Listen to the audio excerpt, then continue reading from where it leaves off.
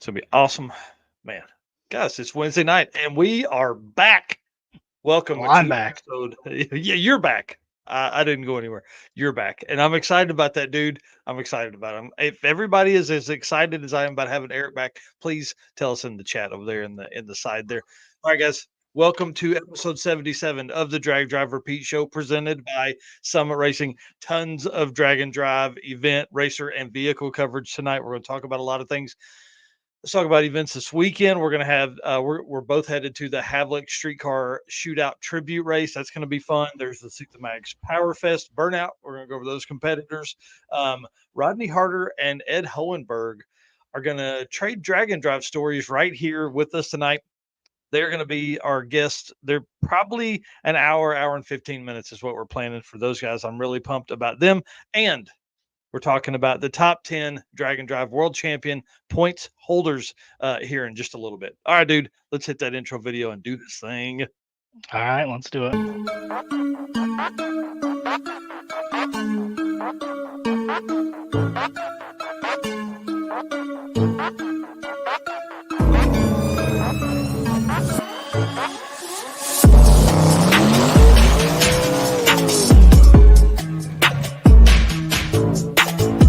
We're going to pack things up and hit the road and try to make it the next day.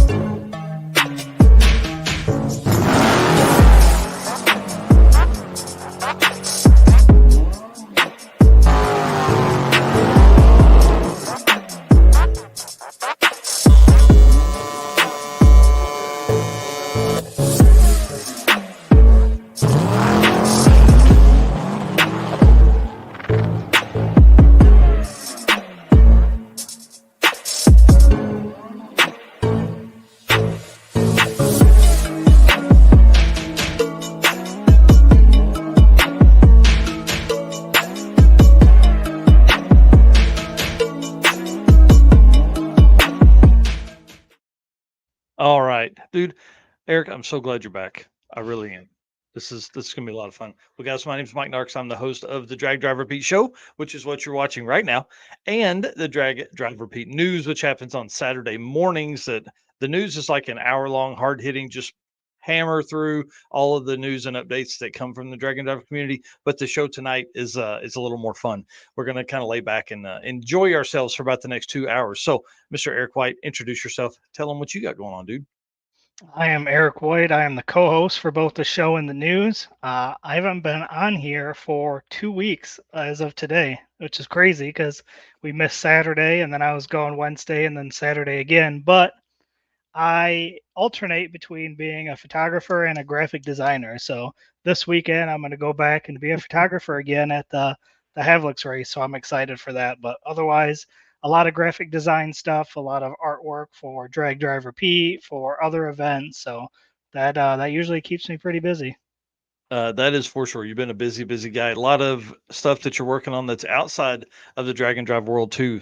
For me at least, I know there's some other events that you're working on as well. So, well, let's get to this thing, man. Guys, I don't know if y'all know this or not, but we can't do it without our race car friends. Cannot. This is probably one of the this is one of the hardest things to do when you're doing midnight and 1 a.m. stuff and you're out trying to get all the content and get stories and talk to people and all that stuff. And race car friends help us get through all of this. I saw Taylor Hedrick make a comment just a second ago. He's one of our race car friends, was actually on a episode just a couple days ago. So I want to say thanks to him and CJ Roberts for coming on and telling the story of the almost 6,000-mile trip that they took to Canada. And then, guys, thank you to our sponsors, man. Can't do it without those. We talked to Summit earlier this week or last week, whatever week it was. And I think that was last week. And I'm excited about what is coming with our partnership with them. So appreciate Summit Racing, Mahle Motorsports, Driven Racing Oil, Car Change 3D, WAF Racing, Performer Built Transmissions, Howard's Cams, Sweet Patina, Power Tube TV, and Racing Junk Classifieds. Man, you guys, they make all that stuff happen. What's Paul Snyder talking about in here? Some Fast and Furious quotes. Oh man, the best ones, the best ones. I'm telling you, I got to see Paul this last weekend, so we're going to talk a little bit about that as we get into a later part of the episode. Well, Summit Racing Speed Legacy began in 1968 as a one-man operation and is now the world's speed shop with 4 facilities and 200 plus catalog editions. They fuel your passion, they save you money, they deliver fast, and offer top-notch customer service for more than 1,500 brands. Make sure to download the Summit Racing mobile app for easy access to speed parts anywhere that you're at, and find them on Facebook, Instagram, TikTok, and YouTube for all your social media needs. You can also tune into the On All Cylinders podcast for more automotive discussions like what you're listening to now. From humble origins to the social media lane, Summit Racing stands by your need for speed. You can find everything you need, car related and more, apparel related, on summitracing.com. Oh yeah. Oh yeah. Well, let's talk about what they put up this week because I thought this was a really good topic. I thought so. If you're not following them or you're watching this on the podcast or listening to this on the podcast, flip over to YouTube. Summit Racing Equipment has a great social media team, and on Facebook they post, if you could bring back any discontinued car model, which one would it be? My choice, obviously, is I think Pontiac would be a great performance brand. I think so. There was a lot of people in the more than 250 comments. Now it says 218 when I took this picture. It was 250 now. I think Pontiac would be a fun brand for GM to bring back because they could do like the Firebird, they could do like a Bonneville, V8 rear wheel drive, kind of Cadillac-esque competitor, and then also some kind of little hot hatchback. I think that would be a lot of fun. They could really kind of broaden the horizons with that brand and have some fun stuff instead of it being all SUVs. What Yeah. about you, man? What do you think? I had a couple. So, kind of a newer model that got discontinued that would be cool still to have is obviously the Dodge Viper. We haven't Oh had yeah. Vipers for a few years now, but my other one is bring back the Nova. Make Oh, dude. make a new Nova. Jeremy in here, yes, I did think this as well. 240SX. That was Yep. another one that did cross my mind. But I think if I were to get to choose one that would get retrofitted, it would be like a 70 Nova.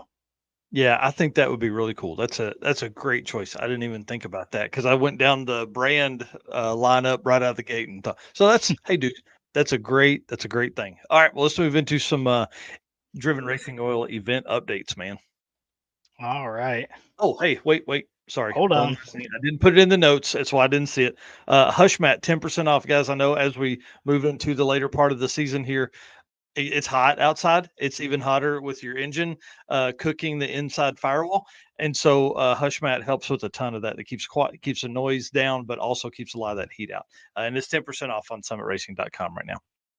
Sorry. And you can throw in a drag driver Pete t-shirt while you're on there. Yeah.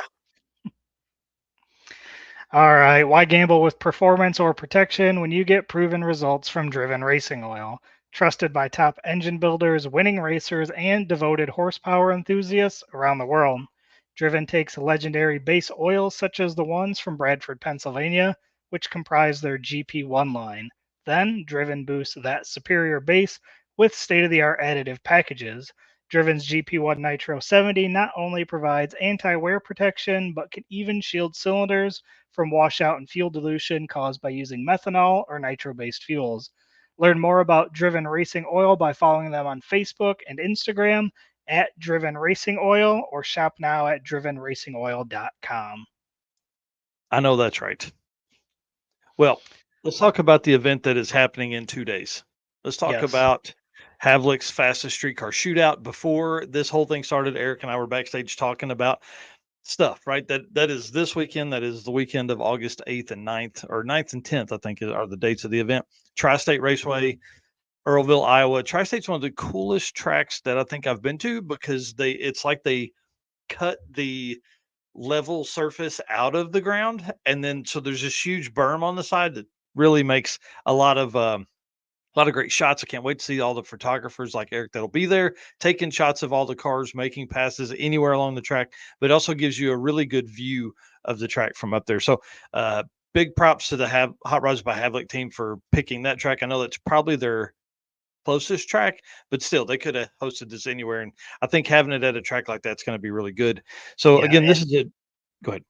I was just gonna say, oddly enough, for a track that's only 2.5 hours from me and has been used for one guy's garage and sixth summer, I've actually never been to Tri-State. What? Oh, Yeah, dude. Awesome. so I'm kind of excited for that. Yeah, that is going to be really fun. You're going to enjoy it. Tri-State's really a cool track. The shots here are obviously of Royce Payton in the Nightmare Mustang, and then Brian Havlik's 55 or 6. I can't remember I think it's 55 on it. I mean, I don't know if he's racing this weekend. I know he's putting it on. It's going to be tough to race and do that. But this is a tribute race to kind of the event that started all of this drag and drive stuff way back in the day. So in 1992, Comp Cams and Hot Rod Magazine got together, hosted this big prove you have the fastest street car in the nation race. I mean, 20 or 30-mile drive. I mean, all this kind of stuff they had to do, right? So it's going to be pretty neat to go back and kind of talk with some of those racers. If you guys haven't listened to it and you're going to have some windshield time over the next few days, go find episode 34 of the Dorkomotive podcast and listen to Brian Loans kind of tell the history of it, but also interview a lot of the racers and promoters and all the people that put on all of that stuff. So you need to do that. It's a great one. It's about 2 hours, but it's one of the best listens that's out there. Oh, what's Reggie Moore talking about here? Keith Roberts is bringing 4 famous cars. He's one cool dude and a good friend of mine. He would be great to have on your show. He is full of stories from the OG time. Oh, perfect. Perfect. Yeah, we'll definitely talk to Keith while we're up there, and I'm adding him to the list now of folks to have a conversation with. That's about the only way I can remember that, because once I see race cars, it's hard to remember who all we needed to talk to. So yeah, Keith Yeah. Roberts bringing up 4 cars that are like super historical within this race as well, but also street cars as well. So they're like a lot of like, that 55 to 57 Chevrolet. It's really a neat deal. If you're not following the Hot Rod by Havliks, you need to go over and do that. But I wanted to run through kind of a list really quickly of who all is going to be there. We didn't do photos of this or anything like that, but Jason Hurley in the Meltdown Firebird. I'm really excited to see him out and about in that car. Royce Payton in the Nightmare Mustang we talked about. Tina and Dave Pierce are bringing the Nova up. They're actually probably on their way now. Big Block Bob in the Nova from Rocky Mountain Race Week. Bill Schwartz in the Chevelle from Drag Week and Race Week and Sick Week and all this stuff. Mark Grote in the little green Gremlin. He's coming up. Nick Cryer in the Divco Milk Truck. Dwayne Rule in the Mustang, Adam Crago in the Nova, Terry Miller in the huge block naturally aspirated Firebird that runs like 7s. Fast Eddie Injured, currently the quickest NA car on the Drag and Drive list, and then Alan Whitaker in the Monte Carlo, and a ton of other people. They limited the entry to 300, and so I would imagine we're fixing to pull up to well close to 300 or more cars as we get there. So it's going to be pretty awesome. Yeah, that's going to be wild. Yeah. So Friday is tech, starts at noon and then runs until whenever. And then kind of like after that or during that, we're going to do some, bench racing, hanging out, adult beverages, consumage, and just kind of have some fun on Friday. That's why Eric and I are both getting there Friday, because it's all race all day on Saturday. It ought to Yeah. be pretty intense. Yep. Yeah. So I will be there with my camera taking pictures. So I'm pretty excited about that. Yeah. There's going to be tons of tons of cool cars to get photos of. Um, I'm so excited to get there and get all the pictures. They're going to be fantastic. I don't Well, and know the who else is going to backdrop and be all the there. people. Yep. Yeah. Oh, tons of folks. Yeah. So it's going to be a good time. I'm excited. Yeah. I see Dan Chandler's comment. We're going to talk about that here in just a minute. You have to put it up on the screen. We'll talk about it in just a second as well. All right. Yes, Stephen Narkson saying that's going to be awesome. It for sure is. I wish he was going with me. Yep. And also this weekend, Sick Powerfest is going to be going on. So Thursday night, which is tomorrow night, they're hosting the Hops and Horsepower Burnout competition is going to be going on, right? So That hops and horsepower is kind of like cars and coffee, from what I gather. that's right. He did say, but there is Yep. going to be Oh, yeah. Australians were going to be there. Yep. And That's I think I put the notes in wrong. That's tonight. That's if so. If somebody's watching this in Detroit, let us know. mm, oh yeah, Or the Oxford, Michigan. Yeah, it's tonight. Yeah. yep, August 7th. So Yeah. dang. So that should be pretty cool. Hmm. Yeah, we should have seen if anybody was there that wanted to jump on tonight too and Yeah. do a walkthrough there. That'd have been cool. Yep. But yeah, again, the Powerfest is going on this weekend. That's going to be Friday with the Burnout competition, the Dodge Drift Thrill Rides and Chargers, Demon 170 Drag Pass Ride-alongs. So I have not been to the Powerfest. It's definitely on my radar as a event to go to because it seems like it's a good time. I know Jay and Brian are going to be there. Yep. There's a ton of people that are going to this as well. Yeah, it should be pretty awesome. And then I figured I would bring in some of the photos from the World Burnout Championship competition. I think this is one of the first times anybody's done this level of gathering people from all over the world. It's like $25,000 to win. Wow. Yeah, yeah. So it's a big deal. So I don't know who Craig Bailey is, but Kyle Douglas runs the Lucifer Toyota Tacoma. That truck is like next level, wins all the time in Australia and all that stuff. I see Richard Edward here saying the Skids for Kids crew is going to be there for burnouts as well. That's right. And our Hidden Motorsports team buddies are bringing the box truck out there, going to be doing that. Randall Torres in the little S10, and then Travis Meehan in what looks like an old Rolls Royce or Jaguar. Mm-hmm. I don't know.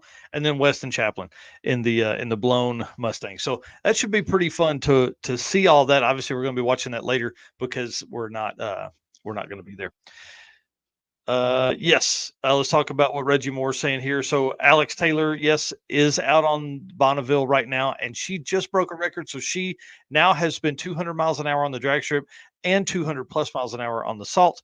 She broke the record, which means she gets a red hat, but then also like destroyed it. It was like 224 miles an hour was the old record, and she went 235 or something like that, Something. almost 236. Yep. And then Keith Turk and Tanya Turk she was in their Camaro. And then of course the whole team, her dad, Dennis, her mom, her sister, and then Nick Taylor went out there. I mean, it's a whole group. Nolan from Iski Cams was out there. I mean, it was like this whole thing. And I'm so excited for her. That's pretty awesome to kind of mark that off a bucket list for her. And I'm pretty sure we're probably going to see her doing a lot more land speed type stuff too. Yeah. Pretty wild. Yeah. Moving on, the Nostalgia Nights is postponed until 2025. Saw this, somebody made a post 2 days ago, something like that, about it being postponed. I looked on the Nostalgia Nights page and didn't see anything yet, but I'm sure that the promoter is trying to work through talking to all the folks and do all that because this was supposed to happen next weekend. So pretty close timing, but still should have plenty of time to cancel hotel rooms and all that kind of stuff. So anyway, look for it to be back in 2025. And then Dragway Rush is our next event that's coming up. It is obviously the one that's in Canada. So we went from having several events in August to now our next one up is Dragway Rush, which made a post. They've been posting great. Those guys are doing a good job of keeping everybody updated. I would like to see some racer hero card type stuff. I want to see who's coming. I want to see what's coming, what kind of cars are going to be there, and all that kind of stuff. Again, it's their first time to do this, and the only drag and drive event in the eastern part of Canada. So kind of cool. Yep. That's gonna be neat. Yep. And then obviously the week after that or the month after that is crazy. We've got Yeah, September. the Busiest month craziest, ever. the one craziest week probably of all times with 3 national level events happening on the same week.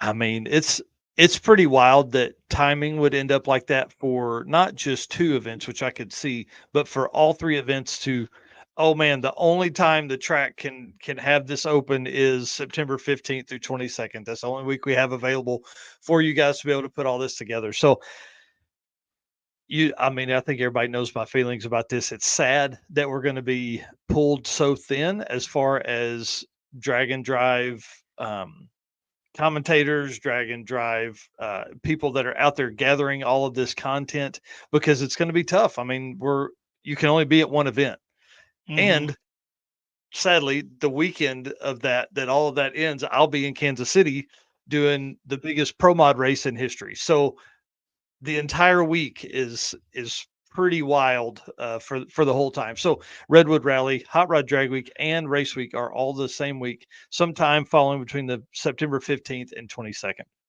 How But many cars is that going to be at one time? dude, that's almost 900 cars.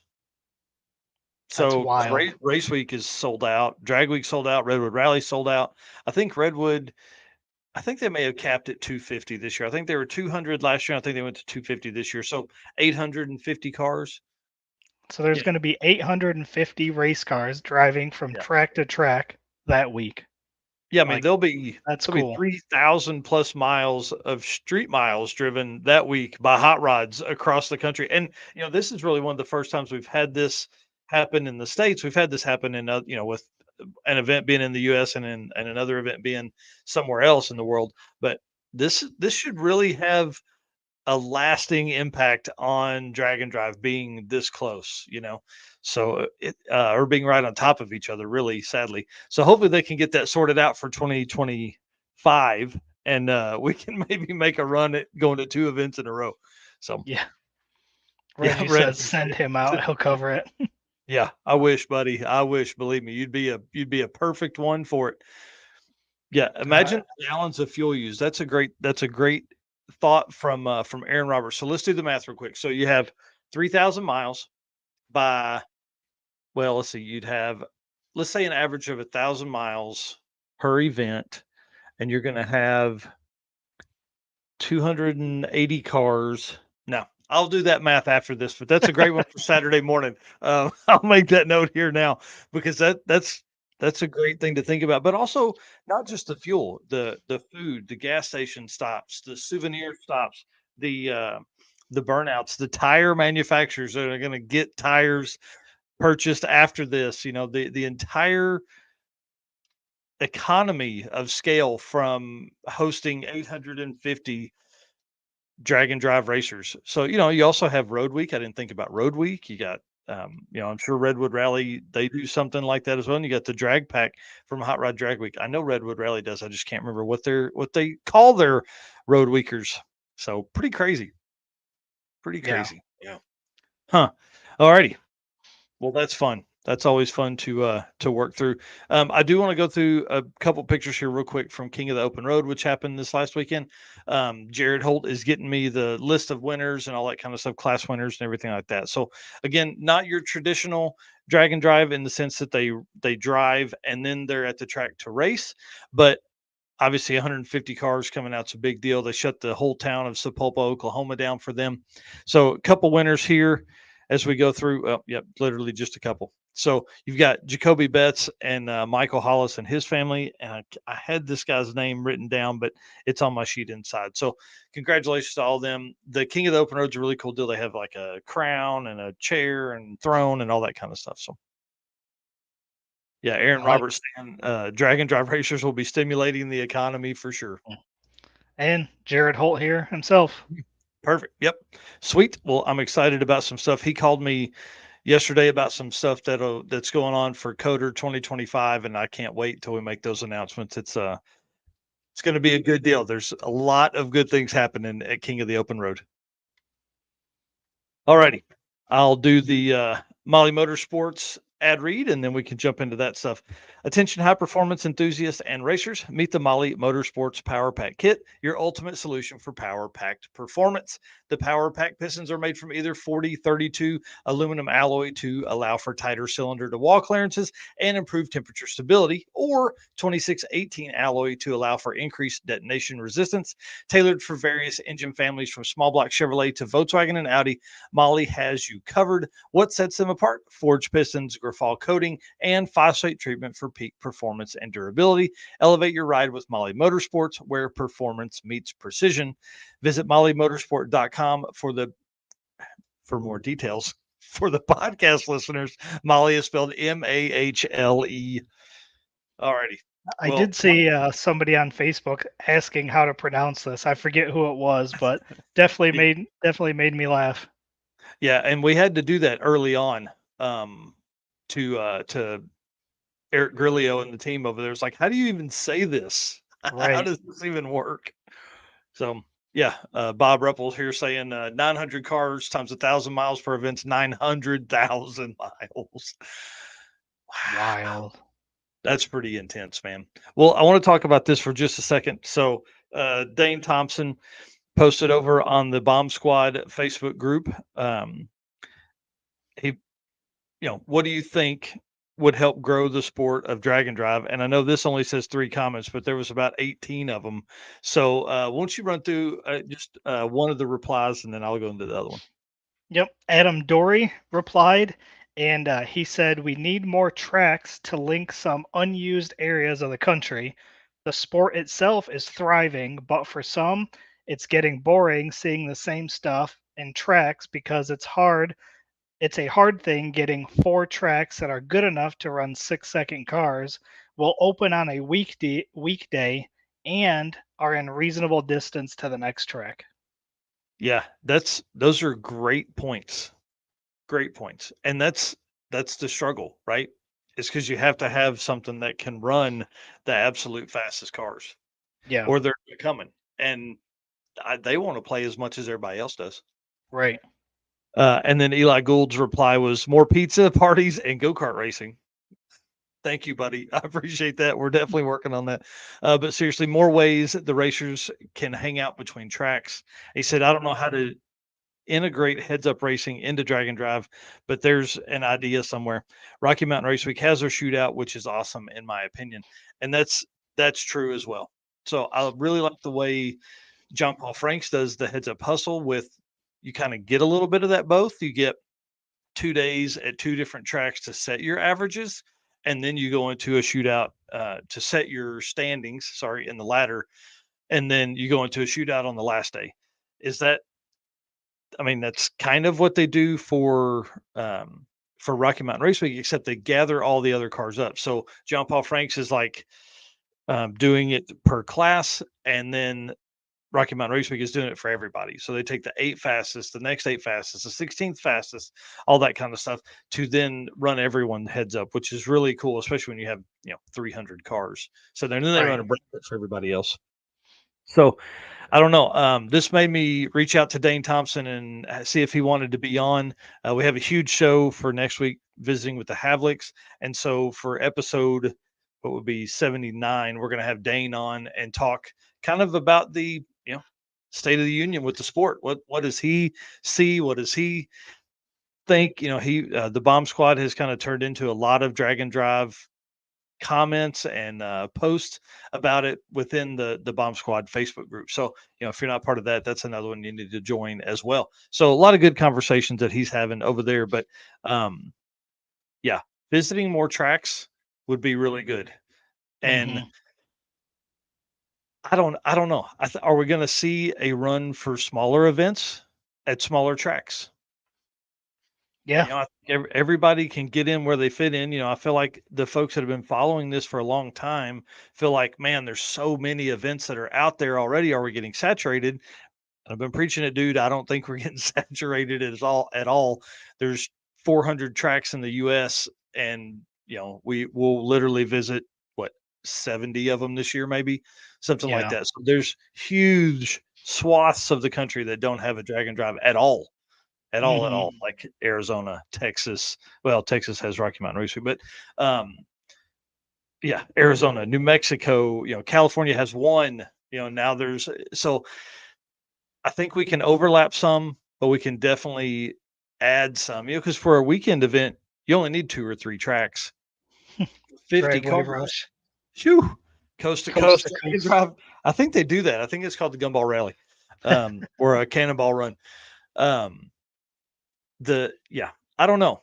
There's so much that's available. It's hard to not dive in and host 10 events a year. I mean, you could really break off and probably do that and have small events. Say you go 50 to 100 cars, and I don't know. it's completely possible. I'm working on something that would help grow at a small track too. So we'll know more on that in the coming weeks. Eric don't even know about that yet. I was So gonna say this is news to me. yeah, so If it's you coming. if I promise. if you guys think that just because I'm the co-host, I'm privy to some information, there's things that I have no clue of what he's doing behind the scenes. Well, and it's only because I'm all over the place. It's not because I run everything by Eric. It's like because I'm like, boom, boom, ideas, ideas, ideas. Anyways, um, I'm excited about where the sport can go and how we can see that, how we can see so many more people involved in it. And again, like so many people have said, can we make regional events almost like a feeder event to a national event? National events are so hard to get into. If you're not there in 3 minutes, you're not in. You're on the wait list. So you know, could you pair up with a Rocky Mountain Race Week or a SICTA magazine or something like that, and say your class winners get guaranteed entry into the big event? They don't have to. Mm, They don't have to get it for free, but they could get guaranteed entry, so they are guaranteed to have a spot. You know, yep, things like that. Like we're not even to that next level of thinking with this. So right. Aaron right. Roberts has No, a go ahead. good point here too. He says more young people need to be Hmm. exposed to the events. Blaine is a perfect example of coming up in the drag and drive community. Yeah, I mean, and he's a great dude. I love Blaine. I love Tom. The whole family, the whole Stark family are amazing. Bringing those kids in and getting like that are great. Oh man, Dan Chandler here. This is a great one. Maybe even some one day events that have a drive with cool checkpoints and an evening race with more heads up type races with more classes to get even more slower cars excited about a chance to win. Yep. Hey, you remember that time we made that post about could a slow car event work? Yeah, And how it just whew, that went off the deep end bad. yeah, It was a lot of fun, but one day events are definitely something. Like right now, there's only one or two of those that are out there. You have the Battle of the Streets in Central Georgia with Mike Mayo. Cruise and Lose is doing that one October 5th. That is a single day event. It's like a 50 or 70-mile drive to get people out and about and be doing that kind of stuff. So it's going to be cool. I'm excited to see what the future can bring, and I know that one day events are definitely a way to get there, and just also you're getting people out and about in their race cars, man. That's what we need. Well, yeah. that is our Mahle Motorsports segment for today. George and Eric at Mahle are awesome. They're not just sponsors; they are also competitors. Eric in his black stick shift Nova, and George in his Duster. I mean, great dudes, great on all that stuff. Well, let's talk about the Dragon Drive World Champion 2024. Obviously, the second year in this is becoming bigger and bigger. And I want to say thank you. Big shout out to Devin and the team at Southeast Street Meet. They have signed on to let the 2024 champion have a free entry into the 2025 Street Meet event, just like they did for Bryant Goldstone, who won it in 2023, who looks like he may win it again in 2024. Bro's the only guy that's gone three national events so far this year, and has won and set records at has won all three, his class and everything, and then set records at two of the three. So pretty awesome. And I think he's planning on doing drag week, and I don't know if he's doing street meet again or not, but pretty impressive, and it hadn't been given to him at all. So there's opportunity for somebody to come in and be really close to this, but it's going to take a real run. It needs to be a 6-second car that is capable of breaking a record in that class, and they need to do two events because I don't see anybody that's on this list that can get there. So the race for the 850 championship, points championship, which is first for this year, and the 10-0 championship, another first for 2024. The 850 championship is tight, dude. Tight, tight, tight. So Randy Stewart is leading by 1 point because he reset the record at Sick Week with the 275 street race class in for 2024. That's the only reason he is 1 point ahead of Brian Acton. Yep. So Brian has won his class, but did not reset the record at Sick Week or Sick Summer. But I know Brian and Randy are both going to Drag Week, and Dustin Trance is going to Drag Week, and a few other people are going to Drag Week as well. So the 850 class at Drag Week, Dude, it's going to be intense. It's going to be intense, to say the least. So currently, top 10 are Bryant Goldstone with 116 points. Randy Seward, second place with 73 points. A tie for third between Brian Acton and Guy Pertano at 72 points, in 1 point difference.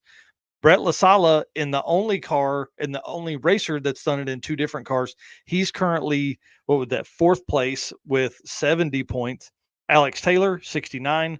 Jason Pickett, 68.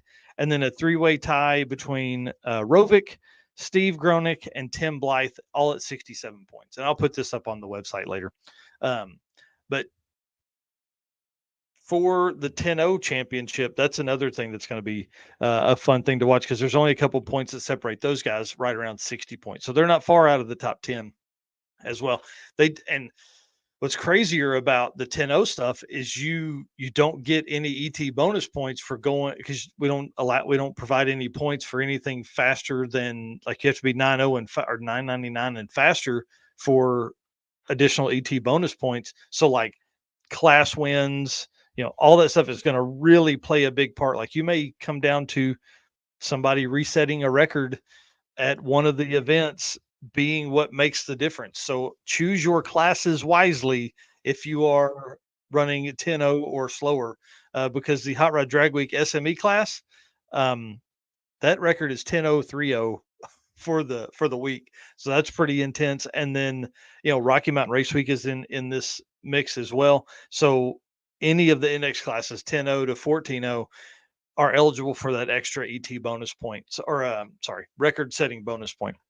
So if you want to see how all the points shake out, how you can get points and all that stuff, it's dragdriverepeat.com/world champion. It's the easiest way to find it. If you have any questions, just message me in there and I'll let you know what's going on. All right. So do you want to do the gentleman's agreement? Yeah. I feel like I've just been talking right over the top of you, man. I'm sorry. No, you're good. You're good. That's what happens when I take a week off. Gentleman's agreement. Listen, this is saying that we love what we do. It's not easy. It's not cheap. It takes lots of hours putting notes together for the show, gathering stories, going to events. So the gentleman's agreement is we're going to keep doing what we're doing because we love it. We need you guys to like, subscribe, share our stuff. We need everybody following along. We need to share out so that we can reach other race car friends. So that is our gentleman's agreement. And we got to say thanks to our race car friends. So all of you guys in here making comments, watching, listening to the podcast later, you guys are all of our race car friends, and we couldn't do this without you guys. You guys are what keeps us going. Coming to these events like this weekend, we're going to see a bunch of our race car friends. So this is, you guys keep us going. And then we got to thank our sponsors. So without our sponsors, obviously, we can't do a lot of this stuff. So thanks to Summit Racing Equipment, Mahle Motorsports, Driven Racing Oil, Car Chains 3D, WAF Racing, Performabuilt Transmission, Howard's Cams, Sweet Patina, Racing Junk, and Power Tube TV. And again, Power Tube TV, we supply them with exclusive content. All of these shows get repackaged and put on to the PowerTube TV app. You can download it on your phone, on your TV. Watch these shows later. Other shows like Pink's All Out. There's a lot of other car-related shows, other podcasters on there. Tons of cool stuff to go check out. And we're going to be supplying them some exclusive content from this Havlik's event as well. Yeah, it's going to be pretty cool, man. I'm excited. All right, so we can jump into the Howard's community segment. We'll play this video, and then we will jump right into this segment. Hello, ladies and gentlemen. Harris from the Monoxide Podcast. Real quick, Howard's Cams was founded as a racing cam manufacturer almost 80 years ago when Howard Johansson created Howard's Power and Racing Equipment in 1945. Howard's Cams has always used on-track experience to design the most powerful designs, and today they have an even greater group of experienced racers in circle track, drag racing, road race, mud bog, and marine. They use all this input plus the most advanced computer software to design the most competitive race-winning products. From pioneers in drag racing and oval track to cutting-edge marine development, Howard's Cams is at the forefront of the industry. So make sure to reach out to our friend, Luke B, for your next valve train upgrade. Oh, yeah. Luke B's great. Luke, he spec'd me out a cam for the Fox body, so I have a Howard's cam sitting out in the garage currently that's going to get put into the Mustang as soon as I get time to go out there and work on it. Between working in here in the office, going on vacation, my actual job that I have, I'm falling behind a little bit on the car. So hopefully, come fall time, I can get out there and do a little bit more with that. Yep, that's right. All right, well, let's jump into some of the community updates. Dane Thompson, again, out here making posts for everybody. He posted in the Rocky Mountain Race Weekers about Trevor Wilson and Caleb McGregor road tripping a ramp truck that hadn't ran in like 10 years from California back to Colorado. Basically updated us the entire trip. He was getting updates from them. Where were they at? All that kind of stuff. Said they went through a bunch of fuel filters, which is normal for a truck that's been sitting that long, and a starter. But they ended up making it. They Ubered a starter, I think from like 80 miles or 90 miles away, something like that. They ended up hiring an Uber to pick up the starter and bring it to him. So pretty cool, man. Wow. I love stories like that. I think everybody at one point in their automotive career wants to do a roadkill type trip. Yeah. Yeah, especially with a Absolutely. ramp truck. How cool is that, man? Right. And then next up, Michael Westberg. This is important. I want everybody to listen to me. He's looking for sponsors for the new car because he wants to bring it to America. If you guys will remember, he was the quickest #1 overall car of 2023 in the Drag and Drive national events. And he did that with an S10. This car is even faster. Currently, it's been 4:08, I think, in the 8th mile in street week trim. Y'all, this is a big deal.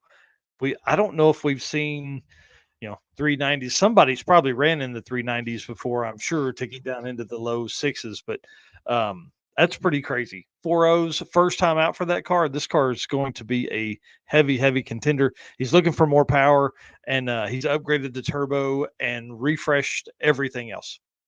So this car will be brand new, looking for sponsors to bring it from Sweden to the U.S. to run his buddy, Stefan Gustafsson, over here. And we know Stefan just is finishing up the Camaro to come over for Sick Week 2025. So can we get this first-gen Camaro and Stefan Gustafsson's second-gen Camaro over here and just let these dudes go wild? Because Stefan was the second quickest last year, right?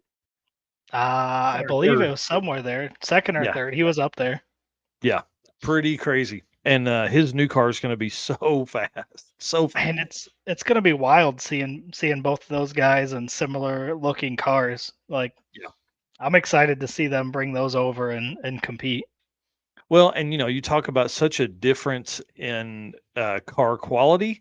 The S10 was basically a pro mod, but it was a brick as well. I mean, even though it was Mhm. lightweight and all that kind of stuff, like it still had a big flat front, still had a big tall windshield, all that kind of stuff. Even though the roof was chopped, like these cars are streamlined. I mean, Camaros were Mhm. made to go fast, and that's what both these guys drive now. So this is going to be pretty awesome to see these, purpose-built cars. Like Stefan's car was built up. It was a fast car when he got it, but it was also, over time built with more power and all that kind of stuff. These cars are basically pro mods Yeah. essentially. So it's going to Yeah. I be mean, pretty awesome. it sucks seeing what happened to the Bitter Tears Corvette, but Yeah. I'm excited to see the new car. Yeah, this Bitter Tears Camaro is going to make some folks cry. I'm Yeah. telling you what. Well, Tim Myers had a great question in Rocky Mountain Race Weekers page, and then right after we go through this, we're going to bring on Rod and Ed Rod Hardner and Ed Hohenberg. So you guys be ready. I see you backstage. Be ready after this. So this was a great topic, I thought, because underhood temps are always such a hard thing to gauge, especially on street cars.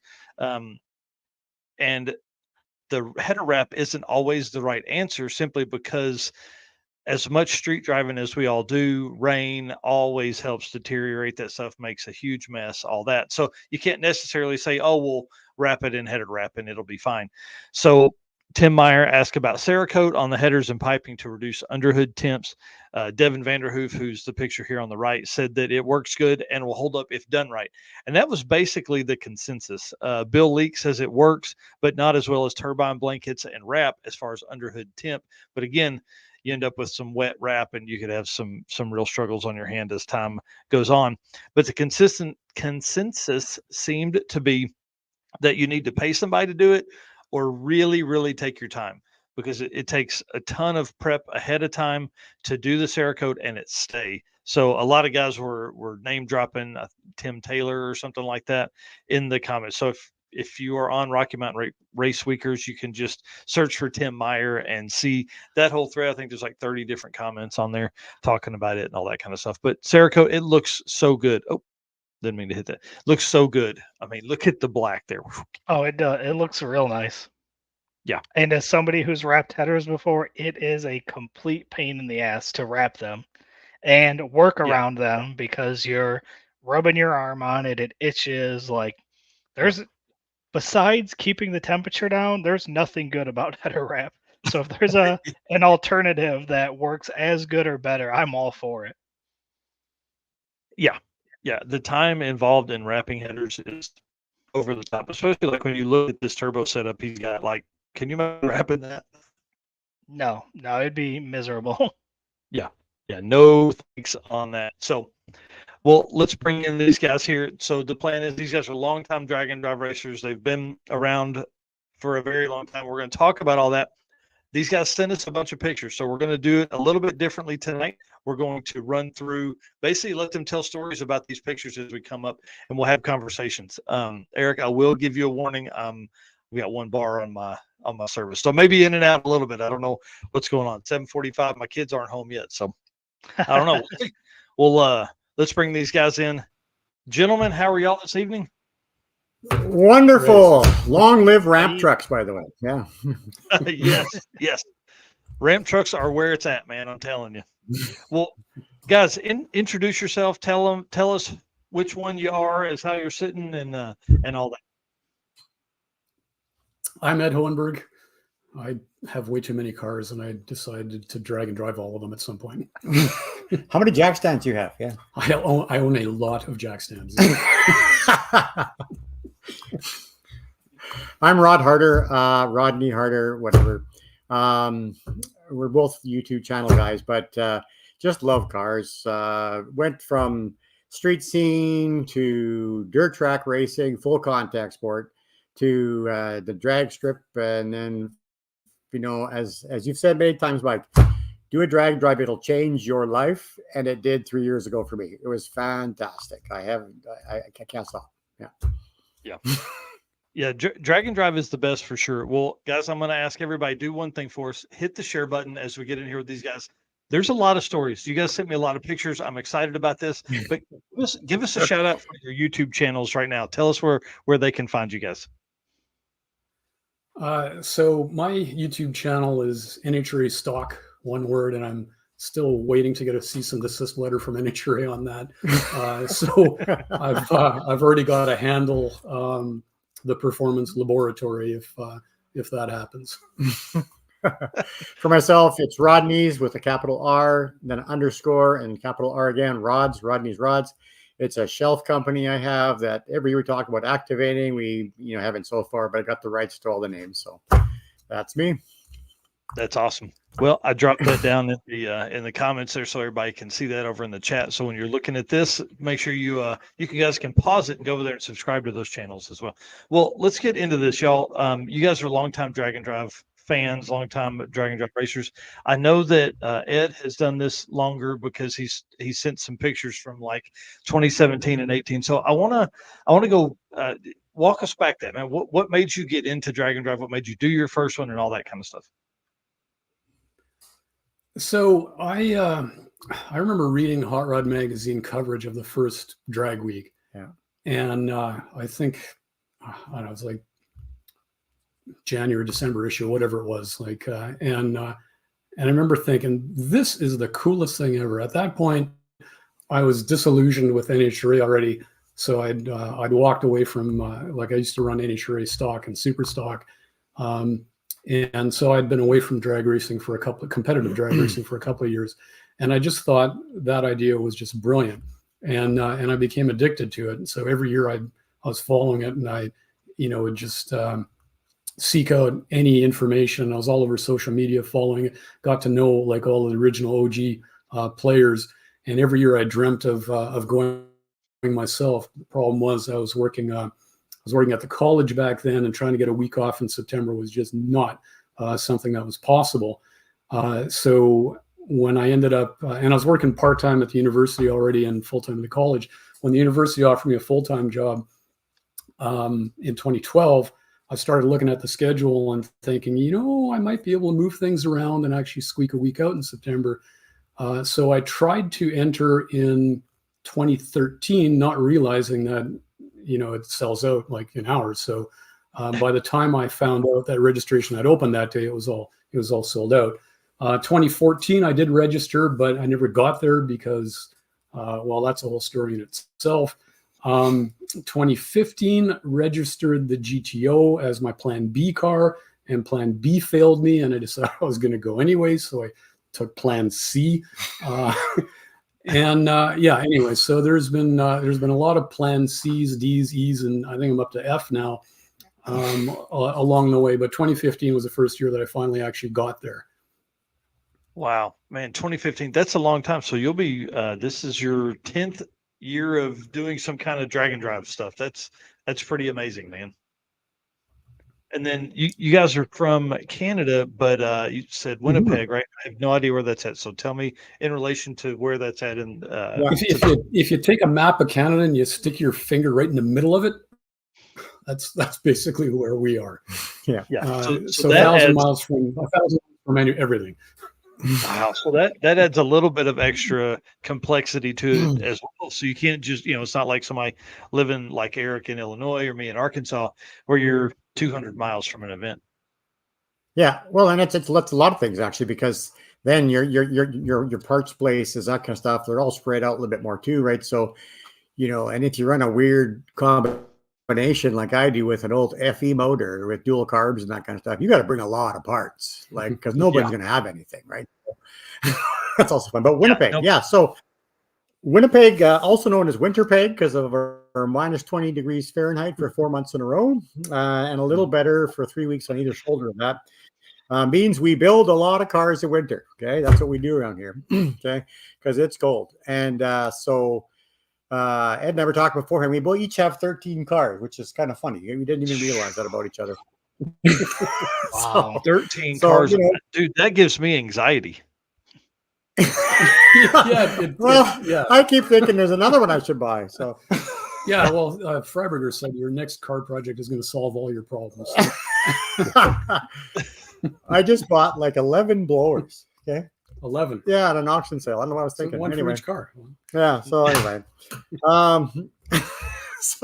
so we do crazy things out here, but there's some people around here that you probably all know. I mean, the Schrader Ents team is from Winnipeg. Okay, that's awesome. With their blue Corvettes, Sheldon Root is from Winnipeg. Okay, he of Sick Week fame and Las Vegas Motor Speedway fame and all kinds of things, right? Kyle Omala. I mean, he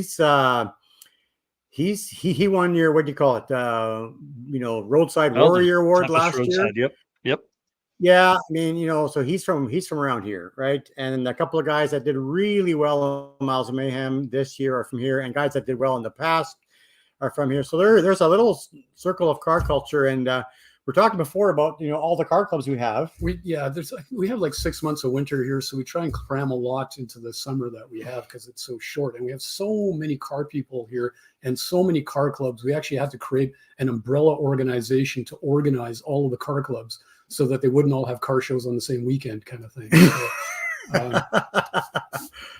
So, that's pretty intense to have everything condensed that deep. And I'm going to go ahead and bring up some pictures that Rod sent me real quick about the winners, because you guys were talking about it. I thought this was pretty funny. Yeah. And for folks in the States, we don't understand this, but tell us what's happening here in these photos. Yeah. Okay. So this has become infamous among the female population around here. I'm in a doghouse love. But anyway, so what happened one day? I mean, picture the scene. It's February. Okay. So you've lived through, November's cold, December's even colder, but you get Christmas. January, it's brutally cold. And by February, you've got the cabin fever to build a car real bad. So picture on the far left. My wife went off to work at an orphanage in Mexico, to help them out for 2 weeks, and very noble of her, right? And so she left me and 3 boys unsupervised in the process, and said to me, renovate the family room. And I said, okay, I'll get started on that. So a couple of days later, I pulled out the rug, right? And then I thought, I've got a plywood floor that's in a heated room with a fireplace and a big patio door. And I've got a rare low mileage and low production V8 outside that needs to work, right? So and I have a toboggan, okay? And the wife's not home. Yeah, nobody's going to say anything, right? So we went and wrestled this V8 on the toboggan, dragged it up the snow hill we made to get onto the patio and the deck in the back, and then into the house, and then, brought in, like the engine stand and a crane and all that stuff, and we had a party. So and you see on the right hand side there's my son, the owner of that engine now, which is actually sitting in the car beside us here. Just got installed after he blew it up racing it. Good, that's my boy. And I called up my friends and everybody came over, and it was great until I realized I've only got 2 days left, and the machine shop can't take the disassembled engine yet because they haven't got room, and my wife's coming home, right? So what am I going to do? So I went and bought a bunch of flowers, put them on top of the engine in the room, and she came home and says, "What is that?" Anyway, so that's what happened. Yeah. That's a great story. Yeah, that's awesome. That's a great story. Well, let's let this lead us into lead us into like I would say your top 3 project cars, because some cars are obviously they're waiting on special parts or whatever. But what are like both of y'all's? What are your top 3 project cars right now? I have these cars that are supposed to be done so that I can work on the next project, but they somehow seem to break themselves overnight. Yeah, I keep working on things that I'm not supposed to be working on, and the true project car never gets any attention or any love. So my 68 Epic is the project that I should be working on. British car, yeah. Canadian only brand, Envoy Epic, basically a Vauxhall Viva. And the GTO tends to break itself a lot, so I'll work on that thing a lot, and my old super stock Mustang is probably the other thing that would be my top 3.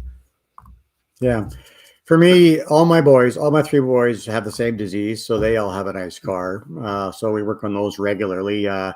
So behind me is my '65 Mercury Comet Caliente with a 427 4-barrel dual 4-barrel car. If anybody's watched Ford versus Ferrari, that Ford block is what's in here, and we're trying to make that old dinosaur fantastic. Yeah, so the E stands for Edsel.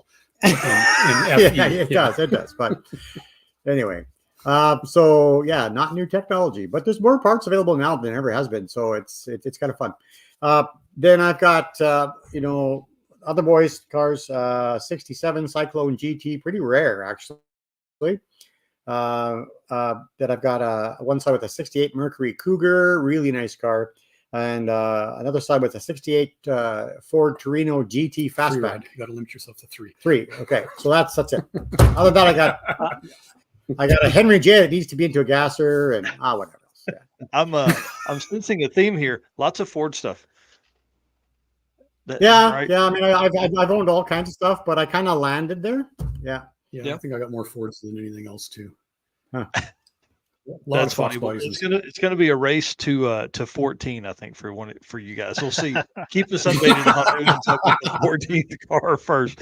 All right. Well, let's run into some of these pictures. So, This is a little different style for us. We typically will have like this big long script that we send out, but we didn't this time because you guys are part of the show. You watch and comment all the time. So I figured we would have some fun with this and tell us, like, we're going to, the first set of pictures I have are Rod. So it'll be some of the stuff he sent. I'm sure Ed has some stories within this, but and then we'll get into Ed's pictures at the end. So what happened? Yeah, sure. Okay. So this is embarrassing, but why not? Tell everybody about it, right? So day one, Miles of Mayhem, right? We're going down the road and you're going to see an ugly little, but innovative and interesting transmission oil cooler. It's overheating. It's not doing the job we wanted because I used to have one that was way too big. Okay. And where cooling issues are always an issue. So we decided to downsize and at last minute built something out of, well, you'll see shortly. So anyway, it's overheating. It's not working. And my expensive transmission, I wanted to, let it cool down. So I decided to exit stage right. And just because I have dual carbs poking through the hood, I did not see a little section of curb in between the two driveways. I thought it was just one big driveway. So I thought, well, that's very convenient. So I turned to the right to pull in there. I said to my co-pilot, Dave, I'm just going to pull in here, right?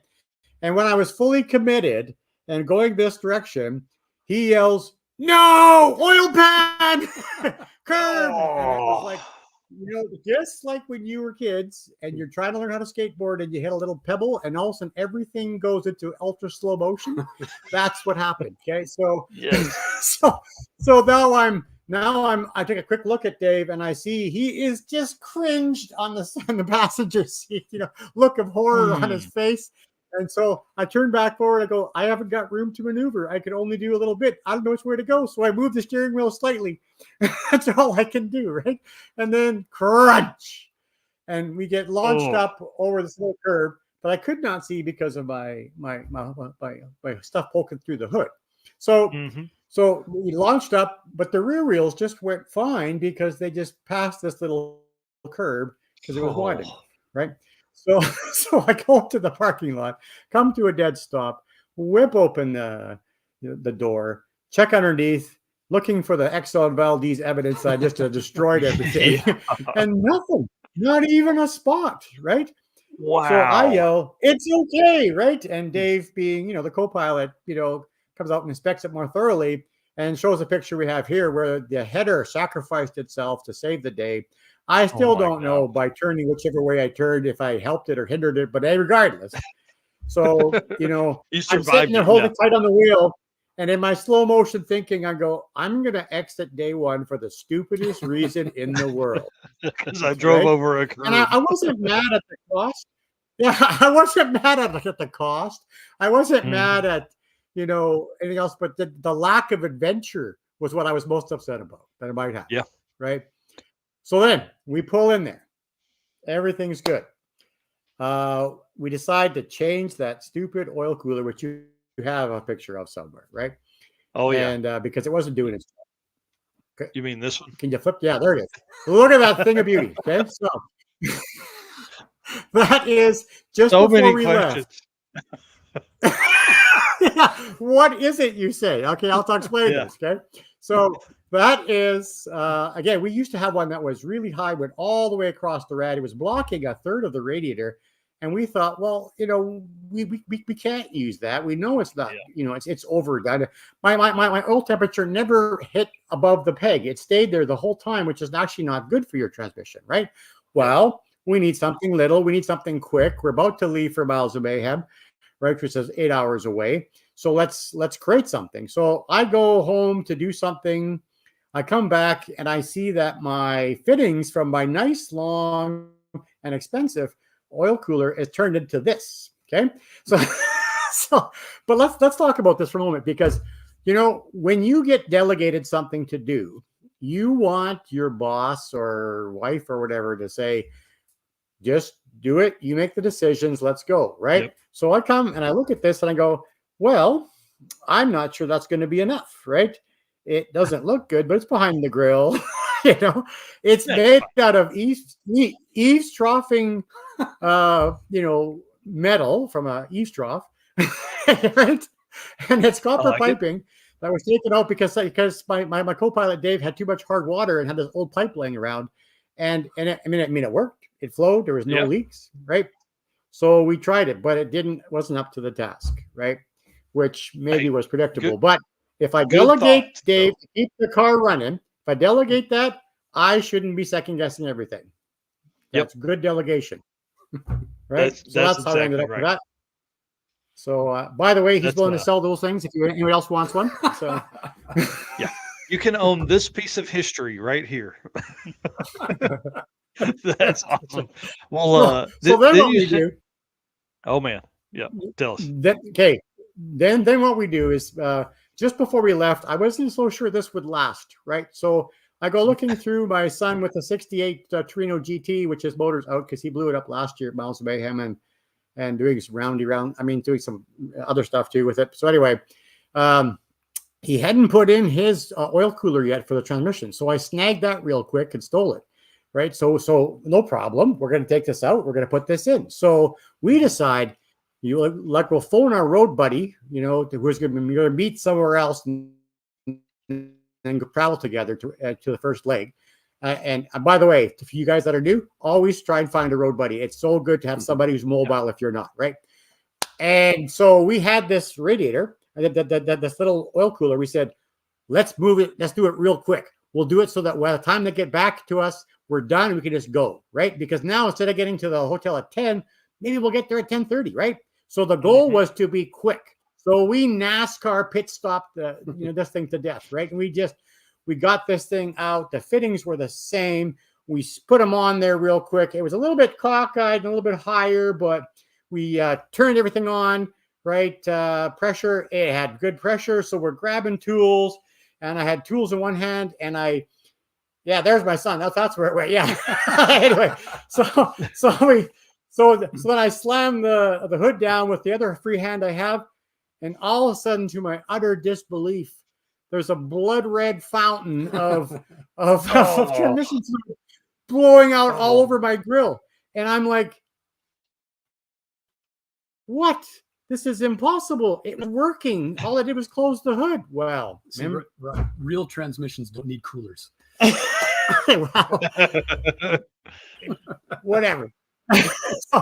So then, that thing lasted 20 seconds of runtime. Oh. So there we are in a parking lot, gone through 2 coolers, if you can call that a cooler, which you can. It worked for a while. And then, now everything's closed. What are we going to do? So shout out to Hardcore Performance Specialties. I gave them a call on the cell number, and they opened up the store for me. They had one left that would fit.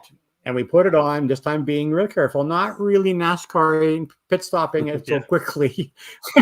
and we got on the road and we got into Edmonton at 1:22 in the morning. So There you go. That's awesome. That's awesome. Well, hey, as many pictures as we have here, I don't know if we can go into that detail on the rest of these because there's a lot of really cool stuff we got to get to. Okay. All right, here we go. Tell us what the heck is going on here. So we're looking at a torn up radiator and the front end of an old, is that a race car, stock car? What is happening? Stock car, old dirt track stock car. Okay. Sweet. So 1993, 1995, won some races, got a lot of dings and damage, but it's full contact. So what do you expect, right? So right. Night before we leave, we're putting the shroud on this. We decided to go with a mechanical fan, and I'm curious what your listeners are gonna say. Sometimes you got to choose between reliability and maybe use a bit of horsepower, or just the least horsepower loss possible, right? So I'm curious what they're thinking, right? Like, we decided to try a mechanical fan for the reliability and least problem, right? Mm-hmm. Well, anyway, how'd that work out for you? Yeah, well, yeah. So we're putting the shroud on either an errant tool or a screw that was in too far, caught one of the fan that was actually out of the old stock car, and bent it right into the rad. This is late at night before we leave. So what are we going to do? Oh, We pulled the 50-year-old radiator out of a 74 Lincoln Continental 460 out of the stock car with 30-year-old rad hoses and put them in the car and said, okay, well, now we know why we're going to die, but let's go as long as we can. Okay. yeah. Hey, how did it make it? It made it. It made it. Dude, that's all the way. awesome. And it was hot. Oh, yeah. In Fahrenheit, it was between 82 and 102 degrees Fahrenheit all week.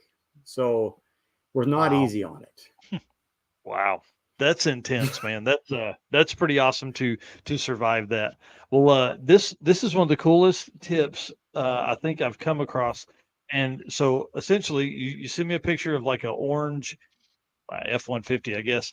And you said, pro tip, if you are going to pull into a parking lot with a car needing parts, look for a Home Depot. They rent trucks for $25 for an hour and a half. That's genius. I had never even thought about that, but yeah, that's really smart. So I'm thinking this comes from a good story. Yeah. Remember I said travel with a road buddy. We were doing that. The road buddy, muffler blew up. I've never seen that before in my life. Okay. So it blew up. We needed to pull up aside, and plus there was all kinds of issues with the fuel system. My car was overheating. Okay, so we pulled up to the parking lot. My car's overheating. We need parts. It's going to close soon, as far as the speed shop goes, because they're moving that weekend. And so we're looking around, and my co-pilot Dave says, "Hey, Home Depot rents trucks, right? We're in that parking lot." So we went and rented one quickly. Went and got parts, got some ice cream, came back, and 9 minutes to spare. But the fun part is that we decided to turn off the air conditioning because it would spoil us. Okay. Yeah. Don't get middle of the week and turn the air conditioning on in the rental truck. You can't get used to that stuff. Yeah, not a good idea. Well, what's going on here? Is this is this the Comet? No. What is this? Yeah, that's the Comet. Yeah, that's the Comet running. I spent money on getting the same wheels for the trailer just for fun. Could have spent it on a better cooling system, I suppose, or something else. But I reject taking the hood off. One guy in the parking lot there, you don't see in the picture. This is how committed drag and drive racers are, right? He had cooked both electric fans in his car. So their plan was just to drive and stop and wait. Drive and stop and wait. The remaining 3 hours to get to the checkpoint. So we went to our hotel. We made it there after our road buddy hit a coyote, by the way. Lots of wildlife in Canada, which makes it interesting. So and at 3:30 in the morning, I hear this rumble in the parking lot. And the next morning I'll get up and look and, there's the car. They made it. But, it's just the sacrifices people make. Yeah. Yeah, it's wild. And that reminds me of the story of Hank Kronk, who drove that time with like $400 worth of ice. Like they were stopping every 20 miles to put ice on the engine. Yeah, that's pretty intense. So in the notes you sent, sorry, go ahead. So the guys in the ranchero that he was talking about that hit the coyote, then fixed it, found another fender or whatever, brought the old fender for everybody to sign, and then they ended up blowing up the engine like a few days later, so they never finished. But Miles of Mayhem had a contest through Drumheller. There's big dinosaur statues or whatever. Like so, the most popular picture with the dinosaurs, was worth I think $200 or something. So the ranchero guys took a picture. They had a picture of like deer at the side of the road with the car smashed up, and they photoshopped a dinosaur like a T-Rex. So it's like they smoked a T-Rex on the side of the road, and that's what caused the damage. It was priceless. That's pretty awesome. Well, in the notes here, you said you're taking the hood off of the car because your fuel was boiling. Yeah. Oh yeah. 102 degrees Fahrenheit. And we were watching the fuel pressure go down and then watching the fuel mixture go up. And we're going, okay, something's wrong, right? And of course, when you do this drag and drive, you're looking at things, you're feeling things, you're trying to analyze stuff without looking at anything. You're driving, going, yeah, you don't want gauges, man. It just costs. Yeah. Press. Yeah. And I have 2 gauges, one per bag for the air fuel mixture. So it was double the problem. So then, and I'm saying something, I had to turn it off. So the first gas station we could find, we turned into this, it had cheap fuel, but whatever, we had to do something, right? And we pulled in there, and an hour later, we'd cooled it down. Bell's may have these little spritzer things with the fan on them, and we used that to spritz the, of all things, the fuel pump, because it was boiling in the fuel pump, and that's why the pressure was coming down. Oh, wow. So do you have is it an electrical or a mechanical pump on that? Yeah, electrical. Yeah. Sweet. Wow. That's awesome. Yeah. The temp is what has hurt a lot of folks this year, man. The temperatures have been pretty intense with like Rocky Mountain, several days of 100+ degrees. And then this shot here, roadside with the Comet and the GTO says another stop for roadside repair for another racer. So what's going on there? It's a beautiful shot, though. Beautiful. Just more fuel issues and cavitation. Just possibly fuel boiling again. But I just took the time to just take it in and try and enjoy the moments too, right? But the funny thing is, Ed, like when something goes wrong, it's not like, oh no, in some ways it's like, hey, how are we going to solve it? Well, David Williams was, I don't know, I can't remember if it was this podcast or on Adam Dory's podcast, but when he went to Alaska with the Suburban, he said something that just kind of stuck with me. When you go on something like this, you need to embrace the suck. Yeah. And it was like, when you're doing something like this and stuff goes wrong, you need to find a way to enjoy it. Yeah. And when you put it that way, like Ed and I both have newer cars that have air conditioning, that have, all kinds of good creature comforts, nice comfy seats, etc. We don't bring those. Yeah. Well, I did once. Yeah. I mean, if you want to get full value of a Dragon Drive event, in my mind, you want something that's going to be a challenge, right? So. Yep, I agree completely, and I think that's like, even if you have a late model car, just like you guys not turning the AC on in the rental truck. I mean, kind of take a little bit of that and be uncomfortable for a little bit, because that's what's gonna make you remember that stuff for sure. Yeah, I lost 5 pounds in Miles Mayhem, and that's good. I like it. Yeah. Right. Yeah, you gain 3 of it back the minute you finally get to some water and Gatorade, though. Yeah. So what you're looking at here is an inline, radiator cap in Jake Buchert's car, which got second in, I think it was small tire. Yeah. And he comes walking around the pits, desperate and looking stressed. Has anybody got a pipe that would fit inside here? Because the plastic piece in there, because of the heat, just distorted itself so badly it couldn't be brought back. So needed to heat it up and jam some metal in there, right? So I said, like this jack handle. Nice. And so the funny thing is, this jack handle, and it's not very big anymore, right? But was cut down before. There's a picture coming up. We'll talk about that. But it was cut down again, another 3.5 and 3.5 inches off this thing to create an insert for that. And we had a blast and a laugh doing it, because, you got to help a racer in need if you can, right? It fit perfect. Yeah. And, every time we jack up the car afterwards, it's like, oh, that's a lot of work, but hey, we helped somebody out, right? So all good. Yeah. Then makes you feel a little better about the lack of leverage that you get with the jack handle now. Mucho loss of leverage. Yep. Yeah. So are you saying the other there part of is. the jack handle is right here? Yeah. Yeah. So if you look at that, the part on the jack handle that would typically be the part that goes from here and then slims down to fit into the bottom part.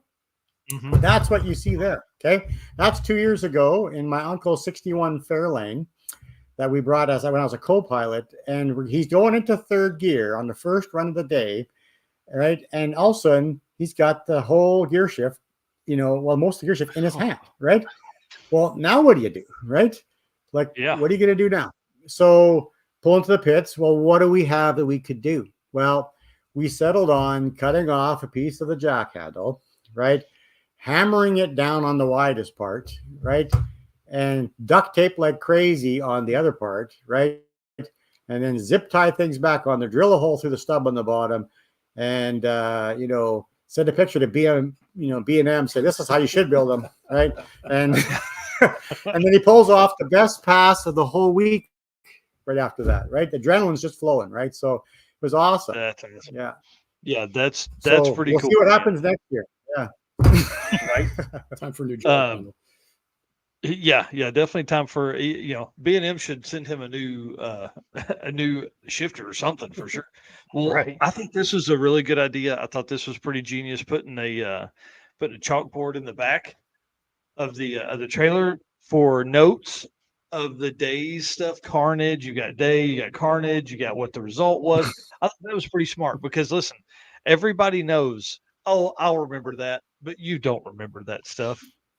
That's one thing that's great about people like Eric and I, or Jesse Fox or Chris Story, kind of documenting those things as you go throughout the week. But if they're not around, this is genius.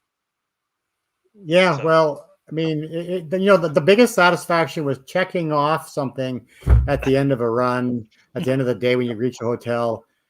Just the satisfaction that, we made it this far in that 50-year-old rad. Let's see how far it can go, right? Just, Yep. Countdown to explosion, so. Right. Yeah, that's a pretty good story. And I'm sure there's a lot of fun stuff that comes from being on that. Like I'm seeing, the mileage number with the making the passes, but does that literally say none on there? There was no updates that day, but then like you got trans. Yeah. Yeah. So we only had one part of the whole event where we didn't have some sort of breakdown. And that was day one at Saskatoon. Okay. So, and that's after that, we had some sort of breakdown all the way along, but we finished. Right. And that's what makes it the most fun. Right. Took an old car with lots of 1960s parts in it still, and you drive it and you got to be creative. And that's just so much fun. Yeah. Oh, yeah. And then tell us about this car here. Yeah, that's my uncle's car that I showed you the picture of the thing before. But I just want to shout out because 3 years in a row in the 7.5 index class, and at Miles of Mayhem, your reaction time counts in the index, right? So it's extra hard. It's not just how close you can get the car to, but how you can get the reaction time to it. And so he's been racing this thing for a while. His seat of the pants is fantastic, and hard survived 3 years in a row, got hardware 3 years in a row. Just kind of fantastic. It's such a beautiful car. Oh man, that color is great. Yeah. Yes, it is. Yeah. Sorry, I'm just making more notes here. I apologize. So we talked about the shifter. We talked about that. Looks like we moved into some of Ed's pictures, but I had one last note real quick. Oh no, that was the picture from the shop, or from your living room, not your shop. My notes were talking about this story here. Yeah. All right. Well, let's move into some stuff from Ed here. Again, these are the pictures. There were pictures from Rodney. And now, Ed, tell us some stories. I didn't make any notes on these, so you'll have to kind of lead us through what these are and what's going on. Yeah. So I've had this car for a long time. I ordered it with the assumption that I was going to graduate university, and I did. And my interest was taking that car and running an NHRA stock eliminator. So I factory ordered the thing to go racing. So it is a radio delete car. It has 0 options in it other than performance options. It's got vinyl seats, which at the time I didn't even think of, that would be a special option, but turns out it's like the rarest option ever in a Fox Body Mustang, vinyl seats. Wow. And so that thing's been a race car since new. I used to drive it to the races until I started breaking things regularly, and then got a trailer and started towing it. And so I ran it in stock and super stock. I set the national record with the thing back in '97, I think. How cool. One was national class champion at I think it was also '97 U.S. Nationals. I won class there. So I think I sent you a picture. There's a bunch of Wallies that go with that card between stock and super stock. And then this shot here. Yeah. So Yeah, there's that's 2 cool. national records and 5 Wallies that came from that car. So cool. I will die with that. I will die with that car. Like that car is never going to be for sale in my life. But anyway, it was sitting there on jack stands, because again, I own a lot of jack stands. And I did drag week with my silver 04 Mustang. I did drag week with the GTO. I did drag week with my Cobra. And it was like, okay, what's next? So I thought, Right. let's so my 04 Mustang, that was in 2015. And that was plan C that year, because the GTO was plan B, because the Epic there was no way I was going to get that ready. And the black Mustang was like, well, hey, what if we just, put a more reasonable engine in the thing, because it's got a bulletproof drivetrain in it. It's got like a big Pinion Pro Gear 35 spline 9-inch in it that I thought there's no way on earth I'm going to break that. And it's, got a race Doug Nash trans in the thing that I'm not going to break. So I had the spare engine that had been sitting there for years that I was going to build into a dedicated super stock engine. And then I came to my senses, because stock eliminator was one thing, but to run competitively in super stock, you really got to love work and hate money. And so I came to my senses and decided to just back away from it. But that engine was sitting there. So I thought, okay, well, I'll take that engine, I'll throw a cam in it, put some GT4E heads in it, throw it in the car, and I'll have a street engine. And it didn't quite work out that simple. But anyway, I built a street engine that was a lot less high strung than the race engine, and made within like 3 horsepower of the race engine. And it was still very much along the same theme, like, so stock intake, had GT40 heads on it, but 100% stock short block. I just did a dingle ball hone, put new rings and bearings in it, and went to drag week with the thing. And that was the only year that I haven't finished drag week, because we ate the rear end on the 3rd day. And it was just like, this is the thing that I brought. I brought 0 spare parts for the rear end, because I thought it's got indestructible stuff in there. There's no way on earth I'm going to have a problem with the rear end. And that was the thing that failed. So I feel compelled. That was the black 87, the stock super stock car, which I now refer to as my stupor stock car, because it's not quite legal for stock and not quite legal for super stock anymore either. But so I feel compelled to fix it and bring it back to drag week again, and just redeem myself for not finishing. But how cool. Yeah, so that's the story behind that car. So are you bringing that to drag week this year? I'm on the waiting list. I'll see. I've had a very expensive summer, so I don't know if I'm going to be able to afford to go, but we'll see. So what year did you say this was? How long have you owned this thing? 87 Mustang. Wow. Bought it brand new, awesome. right? Ordered it brand new. Yeah. Wow. Congratulations. That's awesome. Yeah. How many miles are on it currently? Well, so it shows about 24,000 kilometers on it, but a lot of that was with 456 gears in it, and you can't get a speedometer gear for 456 gears. So it's probably only got about 20,000 kilometers on it. Probably actually less than that, probably about 18,000 kilometers on it. It's mostly been a race car. So like 13,000 miles. Yeah, something like that. Yeah. So could you imagine? Complete opposite fashion of typical low mileage stuff. This thing's been beat on. Yeah, so I didn't send you a picture of this, but there's more to this story too. So when I ordered that car, my best friend at the time also ordered another 87 Mustang 5-liter. His was a hatchback with a few options on it. And we ordered them through the same dealer, through the same salesman, and they ended up being made with consecutive serial numbers. And so he had to sell that car to pay for his first divorce. And I couldn't let him sell it to just anybody, so I bought it. So I have that car as well. No way. It's one serial number higher than this car, and that car is literally a museum piece. Like, I am not making this up. It still has the original washer fluid in the tank. Like, it's got 9,000 kilometers on it, and it's a brand new 87, Mustang, basically. Wow. So he hasn't had nearly as much fun as you have with your car. No, on a couple of fronts. Yes. Wow, that's pretty neat, man. Well, that's a really cool story. So, What wow, yeah. Go ahead. what Eric. year did you buy that one from him? Oh, that would have been, I want to say around 2000, 2001, somewhere around there. Wow. Okay, so you've had that for a while as well. Yeah. Yeah. That's super How cool. neat.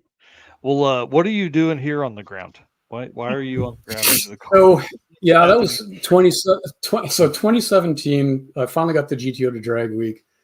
And second day was a Gateway.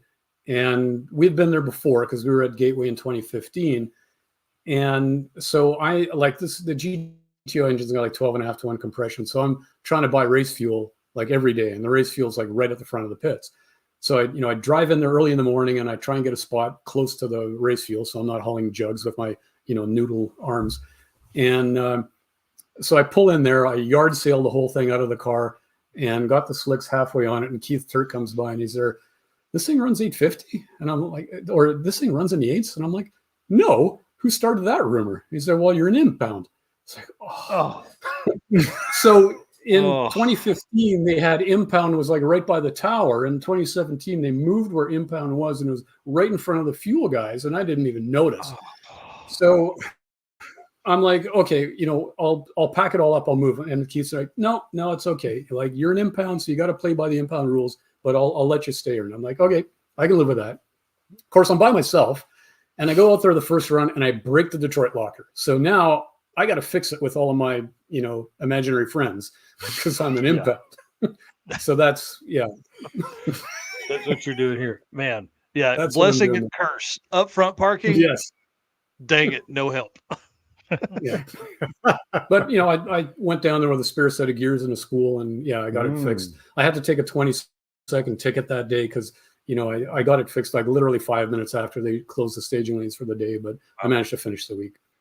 Yeah, that's always a win, and that's a story you'll remember forever. Taking that 20 that day, and that if it all been easy, you wouldn't have remembered it. Well, what's going on right here? What's this car?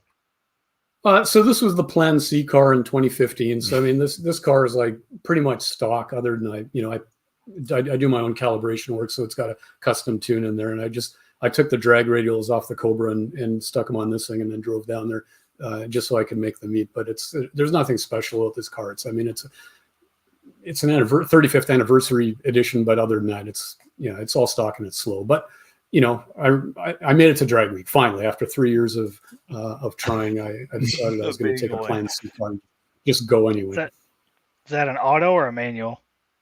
Oh, auto. Everything I own's got a manual. That's awesome. And then this is a Cobra 2018 on drag week.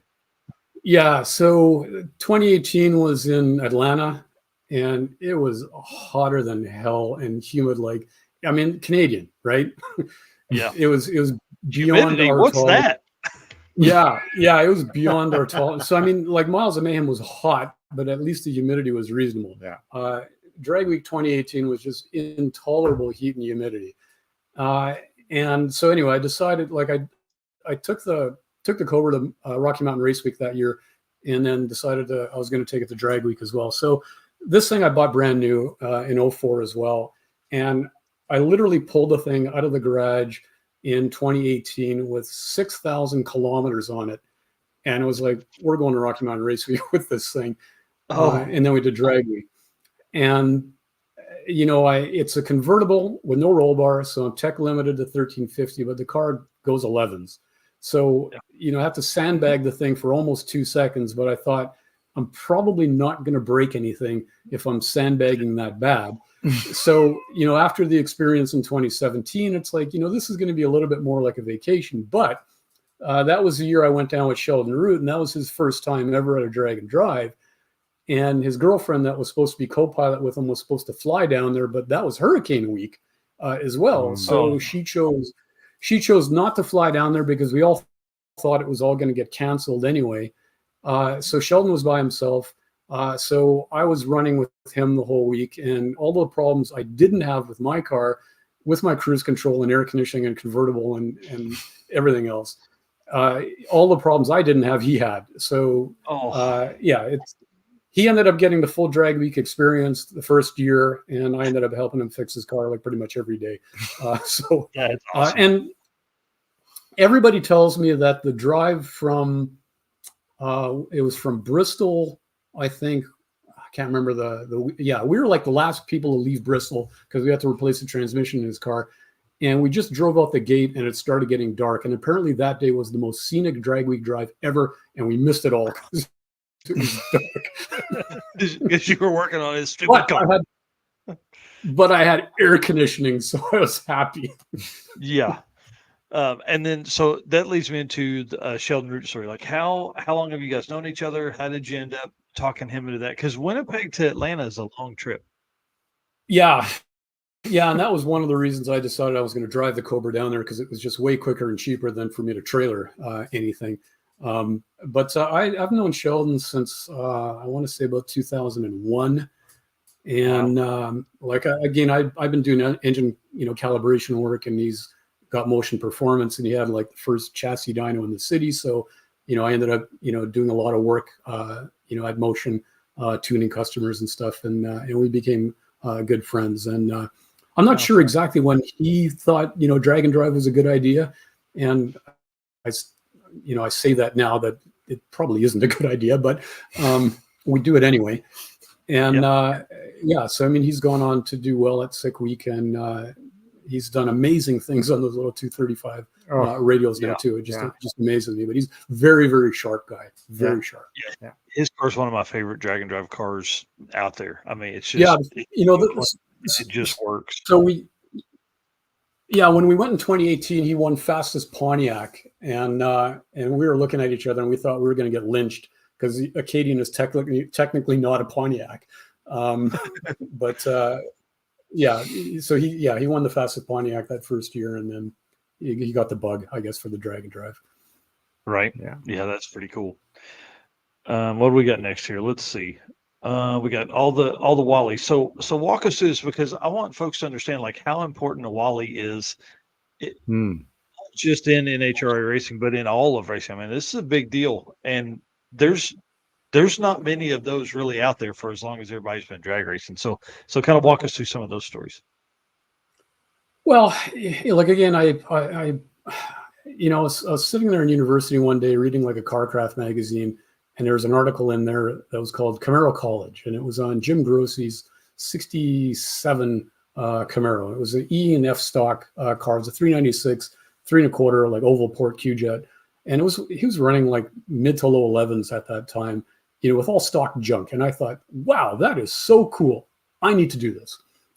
So I just fell in love with stock eliminator at that time. And like I say, I ordered my car with the intent that it was going stock eliminator racing, and started that in '87. And people were laughing at me back then. It's like, a fuel injected EFI car in stock.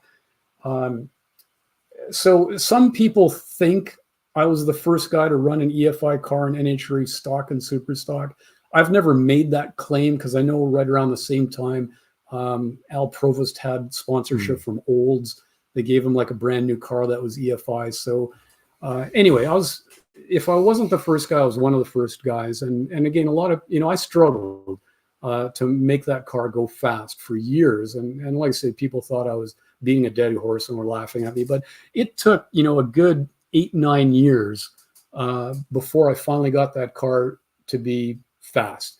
And it ended up, like I say, winning class at a number of events and setting national records. And then I decided that I was going to run super stock, because NHRA, like a lot of other people, started running EFI cars in stock. And the carbureted guys started thinking that we had some kind of magic up arrow on our laptops that would just make instant horsepower. So they started wanting to NHRA. So NHRA put all the EFI cars in their own class, which to me was like the redheaded stepchild class. And that really offended me, because I spent years trying to make a car that nobody thought would ever be competitive. And when I finally did, I get punished for it. So when NHRA created all the EFI stock classes, that's when I decided I was going to run super stock, because then I could just run in the regular super stock class with the carbureted guys and just be like just another regular guy in super stock. But yeah, anyway, so that, yeah. And then I realized that, yeah, I kind of, achieved what I set out to do. And at this point I was just shoveling money. So I stepped away from it for a couple of years and then discovered the whole drag week thing. So were you, I mean, obviously you were tuning on it then, but like what was the tuning atmosphere of the world like in 1987 and 8? I mean, like, Yeah. was there stuff, was how do you manipulate that? Yeah, there was not a lot of options for the first few years. So I mean, you were literally like hacking into sensors and putting in variable resistors and things like that to try and fool the stock EFI into doing what you wanted it to do versus what it wanted to do. And then the first thing I had on that car was called a crane interceptor, and it was like a really crude. And interceptor was the right word because it fit in between the stock harness and the ECU, so it would intercept the signals going in and out of the ECU and then modify them. And then I got hooked up with a guy called Mike Wesley, who eventually bought out Diablo Sport, and he had developed his own chip tuning system, and then that's how I ended up becoming a calibrator. I started doing my own tuning, and then other people asked me to tune their stuff, and then I started doing that. So would you say the guys today that have like HP tuners and all the Holly stuff, you think they have it good? Well, I mean, when I started my business, doing calibration work, that was like in 2000 or 2001. And I mean, I got I'm an engineer. I got my master's degree in engineering. So having that automotive engineering background, made it easy for me to do this stuff because nobody else, it was like a black box to them. Nobody else understood how the system worked. So I had that advantage for a number of years. And then, the aftermarket systems came out, and now with like YouTube and the internet, like you can buy an aftermarket system, for cheaper than what you'd pay me to tune your OEM system. And there's so much information on YouTube and everything else that the aftermarket systems are a lot more user-friendly, a lot more straightforward. The OEM systems are complex, crazy complex, because for them it's about meeting emissions and not necessarily performance. So yeah, I mean, I don't have a lot of business anymore because it's just so easy to put in an aftermarket system and go to the internet and learn how to do this stuff yourself. Yeah, I would think that one thing that I think has helped push the automotive aftermarket forward and cars going so fast is just the ease of that. Like the ability to have the opportunity to talk to other people that have built a combo similar to yours. Matt Happel's Sloppy Mechanics, big shout out to him for putting a lot of tunes out on the Sloppy Wiki and stuff, and giving people a base to start with. That helps a lot. And people aren't having to figure it out by themselves as much anymore, which I think helps. And then all these, performance aftermarket manufacturing stuff are now able to afford to hire engineers from the get-go to design and develop all this stuff instead of like what I would think, early days for you guys tuning stuff. You're literally figuring it out as you go along. Like, hey, what does this do? Hey, what does this do? Yeah. And then so that's helped a ton. Exactly. Right. Yeah. And I mean, I started doing this when I was a young guy. When you're a young guy, you're just, you don't know what you don't know, and you're not afraid of anything. Right. So when I bought an EFI car to go stock eliminator, everybody thought I was crazy, but I was a young, fearless idiot. So now I'm an old guy. Right. But, again, the young guys, they'll think nothing of buying like an EFI system and figuring out on their own. They're fearless. Yep. Well, let's talk about cool cars. I love this car. I love the GTO. Tell us the story behind it, what the power plan is, and what all you've done in this car. So, I took my stock eliminator knowledge and put it into this car, but now I wasn't constrained by a very strict set of rules. So my goal with the car was to make the thing look as stock as possible, but to try and squeak out an 1199 ticket under ideal conditions. Well, I completely overshot that because the car's gone 1120s. So now I'm, trying to see if I can squeak out a 1099 ticket. Yeah. But 1120 be the worst thing to happen to you because now you're like, ooh. Well, so I had to sandbag all week at Miles of Mayhem because no roll bar, right? So it's frustrating. Making a car go slow is a lot harder than people think. But anyway, so that, when I wanted to go to drag week, my epic build was supposed to be the drag week car. And again, it wasn't going to, when I finally got registered, there was no way I was going to get ready by September. So I started looking through the collection. It's like, okay, well, what else might I be able to take? And it's like, I'm looking at the GTO and it's like, okay, you probably take that thing. Now the transmission that's in there probably won't last, and the rear end certainly won't. So it's like, we got to put a good rear end in the thing. So I built like a 33 spline 12 bolt with a Detroit locker, which ended up breaking. I originally built a Super Case Muncie. I found some old Doug Nash nickel alloy gears for it, and then broke that. And then I fell into a G-Force G101 for a price that I couldn't refuse. So I stuck that in the car. Of course, it's got like an adjustable slipper clutch in it too.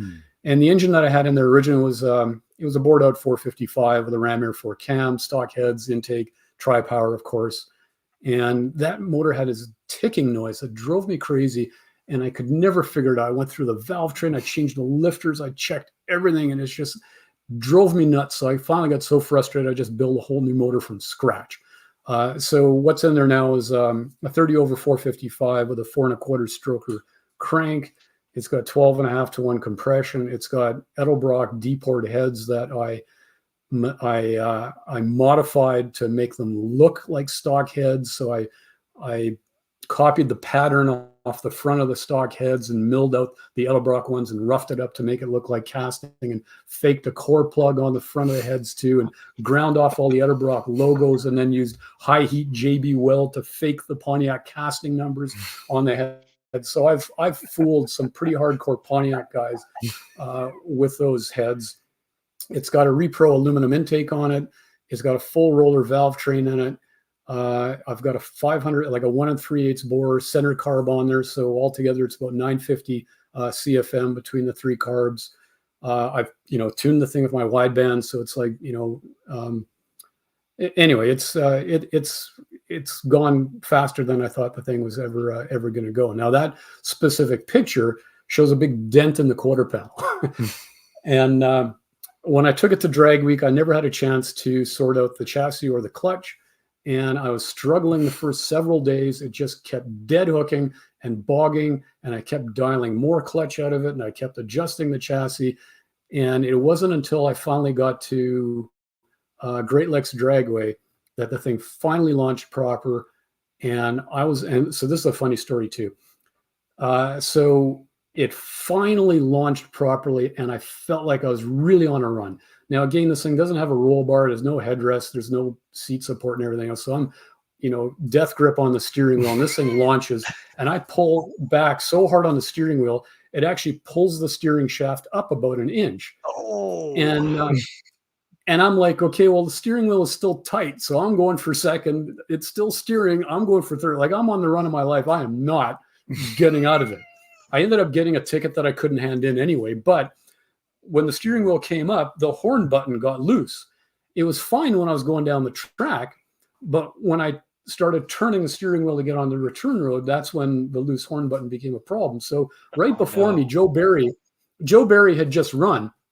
And so he's right at the entrance to the return road, and his parachute is dragged across the entrance, and he's out there, picking up his parachute. And now here's some jerk in a GTO that's honking his horn at him as I'm turning onto the return road. So I just pull the car over, I get out, I walk over to him, and I apologize. Like, Joe, I'm not honking at you. My steering wheel came loose. I'm sorry. I'm not being a jerk. That's great. I bet he didn't. I bet it didn't even make him mad.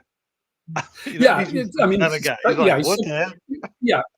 such a nice guy. Right? It didn't even faze him at all. But anyway, that run put that dent in that quarter panel. The car launched so hard it twisted up, and now I've got a permanent reminder of that run. You got a permanent reminder of the just straight up horsepower that car makes. How cool, man! Wow. Well, this car looks different than the GTO. What? Yeah. So that is my drag week car. That I'm hoping at this point I get it finished before I'm too old and afraid to drive it as fast as that thing is going to go. So it is a little British-made subcompact based on a Vauxhall Viva. and sold only in Canada under the brand of Envoy Epic. It was 1,950 pounds when I started. And I've got a twin turbo LS2 that's going in there with a stick shift, of course, and a 10-inch tire. It's going to be a small tire car. And, I've been going back and forth about doing an SFI chassis versus 850. I want to drive that thing every day. So I've pretty much talked myself into doing just an 850 cage in the thing, just to make it a little bit more friendly. But so that's the goal, is to build, that car that'll, run in the eights, and it'll end up being like an unlimited car, because I have to cut the firewall so much to fit that engine in there. But it should be a fun little car if I ever finish it. Yeah, I would imagine that's awesome. That would be a blast. What trans you going to run in that thing? Well, so I keep going back and forth on that too. So, I really like the idea of an overdrive, because the GTO doesn't have one. And so I've got a 32 spline T56 that's built for the thing, but I don't like the size and the weight of the T56. So I don't know. I might put the G-force in there. I might think about a TKX. I don't know. Yeah. I'm undecided. I have multiple transmission choices to put in there. I just haven't decided what I'm going to do yet.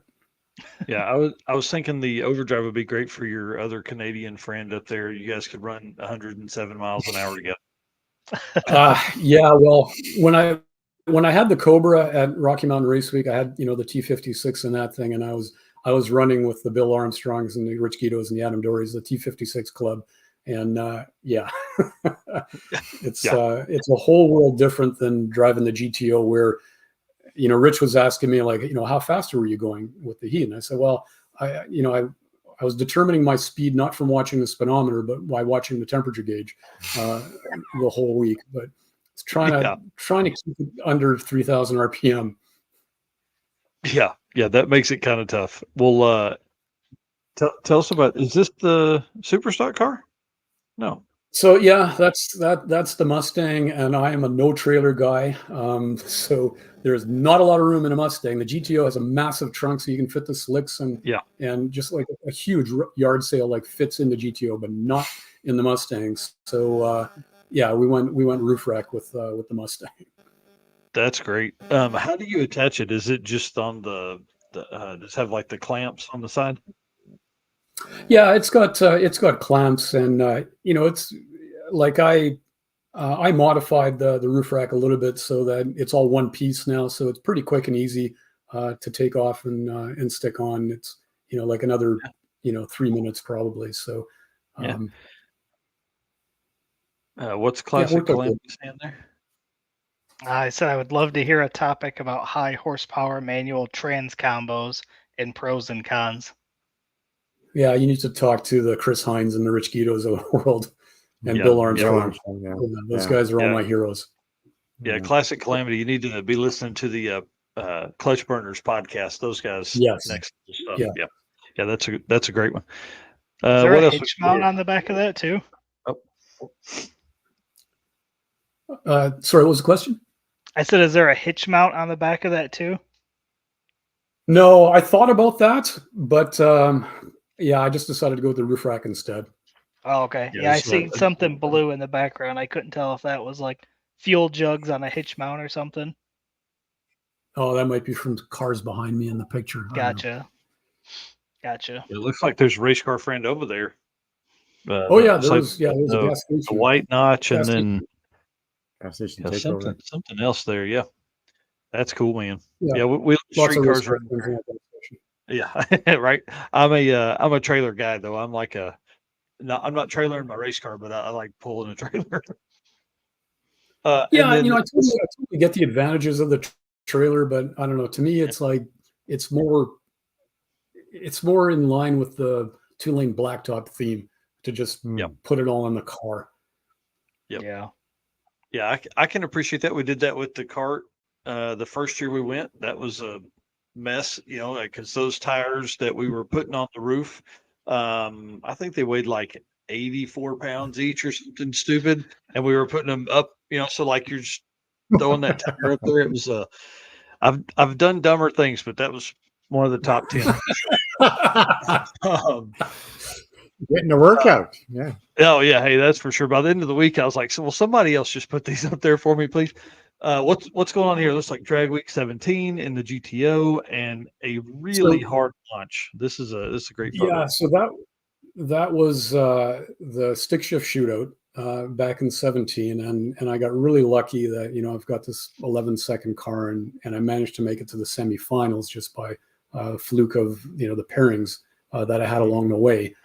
And I was supposed to run, I'm brain farting on his name now, the guy with the black Capri. Anyway, I was with the flames. No, black Capri stick shift guy. He's gone like high eights with that car. It's got a Coyote and a Pro Charger on it. John, man, this sucks when you get old. Puckett, John Puckett. Yeah. And anyway, so Rich Guido was on the other side of the ladder, and I can't remember who he was supposed to run. And so I kind of got everybody together and I said, "Hey, do you guys mind if we adjust the ladder, so I can run Rich?"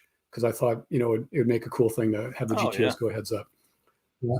And so I did, and everybody agreed, and it worked out great. I treed Rich. I got the picture of a lifetime like that. That was Dom. Man, I'm bad with names tonight. Yeah, D'Amato. Thank you. Yeah. Snap that picture for me. I treed Rich pretty good, and then the pilot bearing exploded when I went for, I think, third gear or fourth gear. And I mean, I wasn't going to win anyway because Rich was going to freight train me at the other end anyway. Yeah. But yeah, Rich ended up winning overall the stick shift shootout that year. I was happy to make it to the semifinals. It was pretty cool experience. Well, we've got about 4 minutes here. Let's run through these last two photos real quick. Tell us what's going on with these things. This is the yard sale of the GTO. That all fits in the GTO. Yeah, that's all I need to say about that. Yeah. That's I want everybody to understand that all goes in that car. That's that's intense. That's a lot of stuff people don't understand. And then what's going on here? Is this the transmission swap in Sheldon's car? Yeah, this was at Bristol swapping the transmission with Sheldon Root. So yeah, again, we got it fixed. He finished the week, won fastest Pontiac, but we were the last guys to leave that track. Yeah, that's pretty tough.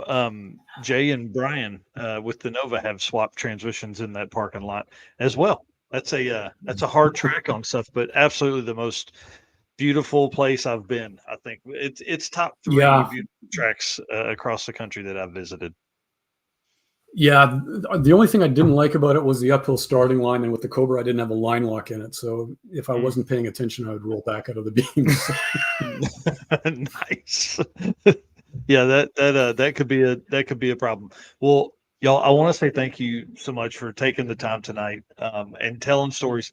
The hardest part about what Eric and I do is stopping now because I feel like we're getting rolling on some fun stories. I want to thank you both for sending the photos. That made tonight great. One more time, can you tell everybody where they can find your stuff, find your channels on YouTube? So yeah, my YouTube channel is NHRA Stock, one word, and I'm on Instagram just at Hohenberg. Rodney's Rods, capital R, no apostrophe, underscore in between. Yeah, awesome on YouTube. That's so cool. On YouTube, and thank you guys for the great show you put out. I love it. Thanks for what you guys do. Yeah, thanks for having us on. It's been a lot of fun. Yeah, we appreciate that for sure. Well, tell us lastly, what event is next up for you guys? Drag and Drive event and just regular whatever you got going on. Maybe Drag Week. I really want to go back to Rocky Mountain Race Week again next year for the big anniversary event. Got to find a way to do that. Yeah, I was going to try and make Dragway Rush in Ontario first event, this August, but I don't know. There's a little bit of problems with the car. I got to try and figure out how to can fix it in time. So we'll see. Yep. Well, good luck on that. Well, guys, stay with us. I'm going to put you backstage, but stay with us. I want to talk just for a few minutes after the episode's done. Thanks again. Stay here. Yep. Thanks. All right, dude. How fun.